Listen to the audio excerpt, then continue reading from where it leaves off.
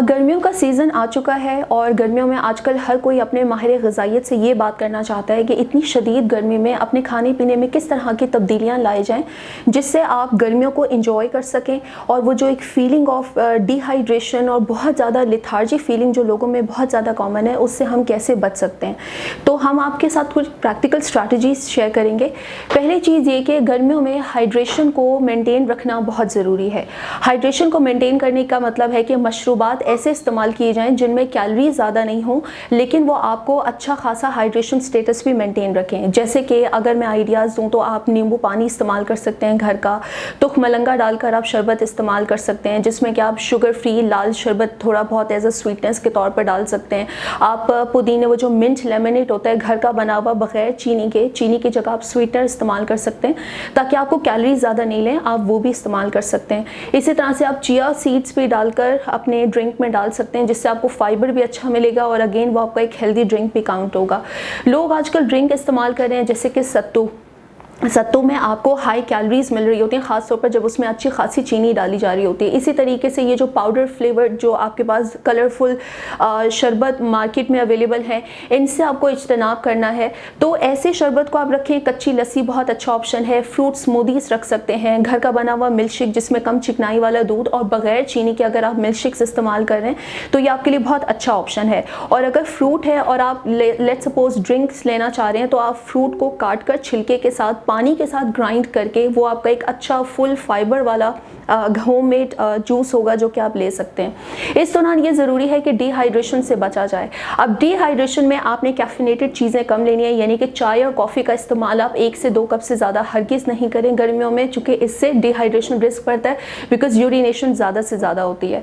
इसी तरीके से आपने इस दौरान अपना और चीज़ों का, जैसे दोपहर में लोग ये कंप्लेन कर रहे होते हैं कि इतनी शदीद गर्मी है कि खाना खाने का दिल नहीं चाह रहा, तो ऐसे में अपनी उस चीज़ को सेटिस्फाई करने के लिए आप कोल्ड फॉर्म में लंच अपने एंजॉय कर सकते हैं। मिसाल के तौर पर आपने जो है वो अपने कोल्ड सैंडविचेस बना लिए, या जैसे आपने कोल्ड सैलड्स बना लिए, या आपने चना चाट, डिफरेंट बीन्स चाट बना ली जिसको आपने ठंडी फॉर्म में एंजॉय भी किया। उसमें आपने वो आपका एक लाइट मील भी होगा येट वो आपके लिए बहुत सेटिस्फाइंग होगा।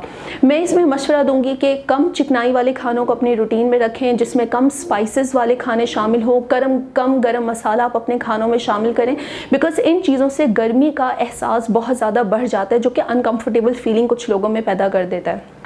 एक और इशू यहाँ पे आता है कि फूड बॉर्न इलनेसेस लोगों में बहुत कॉमन हो जाती हैं। जैसे कि आप समर्स में देखते हैं लोगों को गर्मी से डायरिया हो गया, गर्मी से लोगों का पेट ख़राब हो गया, फूड पॉइजनिंग हो गई, ऐसी चीज़ें बहुत कॉमन हैं। तो कुछ हम मोटी मोटी चीज़ें जो कि फूड बॉर्न डिजीज़ की तरफ हमें डाल रहे होते हैं।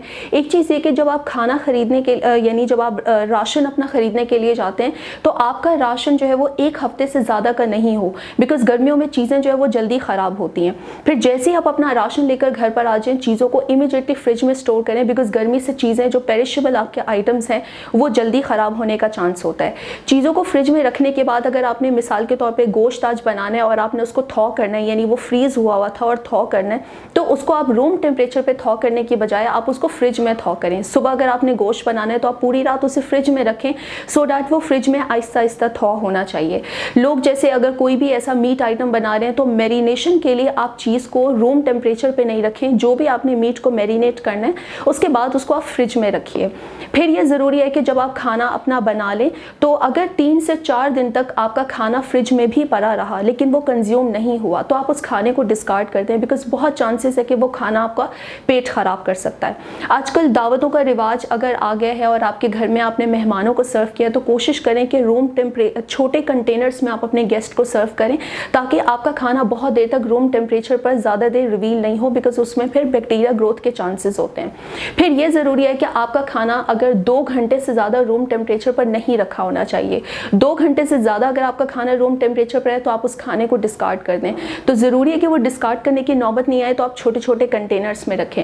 अगर आप कोई ऐसी पार्टी रख रहे हैं जिसमें आपने रूम टेम्परेचर पर 2 घंटे से ज़्यादा केचप्स, मेयोनीज, रायता, ऐसी चीज़ें जिसमें बैक्टीरियल ओवरग्रोथ के चांसेस ज़्यादा होते हैं, इन चीज़ों को आप बाद में डिस्कार्ड कर दें, वो ज़्यादा बेहतर है। आखिरी बात, आजकल समर वेकेशंस बच्चों की शुरू हो गई हैं, तो पिकनिक के सिलसिले बहुत ज़्यादा कॉमन होंगे। तो जब आप पिकनिक पर जाएं, कुछ चीज़ों की एहतियात रखें कि आपने जो भी आइस बैग को आप रख के जा रहे हैं, आपने आइस को क्लोज कंटेनर्स यानी जो सील्ड बैग है उसमें बर्फ़ को रखनी है। अगर बर्फ़ आपकी खुले एनवायरनमेंट में रहेगी तो वो आपके एनवायरनमेंट से इनविजिबल बैक्टीरियाज को कैच कर रही होती है और वो बर्फ़ आपका फूड बॉर्न इलनेस का बाइस बन रही होती है।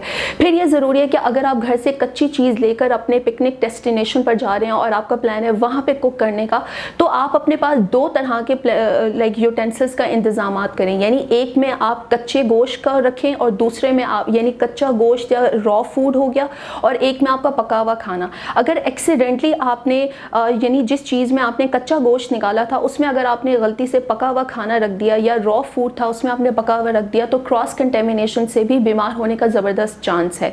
तो गर्मियाँ एक अल्लाह ताला की तरफ से सीज़न है, गर्मियों को भरपूर तरीके से एंजॉय करें अगर हमें राइट चीज़ें पता हों। आजकल तो अल्लाह ताला ने समर्स में बहुत ज़्यादा हाई वाटरी फूड्स भी दिए हैं, जैसे कि मेलन है, क्यूकम्बर है, आपका तरबूज है, आपका पीच है जिसमें हाई वाटर कंटेंट है। ऐसे खानों को आप अपने खानों में यूज़ करें ताकि आप गर्मियों का फुल ऑन मज़ा भी ले सकें और आप बीमार कम से कम हों। आई होप ये टिप्स आपके लिए प्रैक्टिकल होंगी। हम नेक्स्ट टाइम आएंगे। Take care.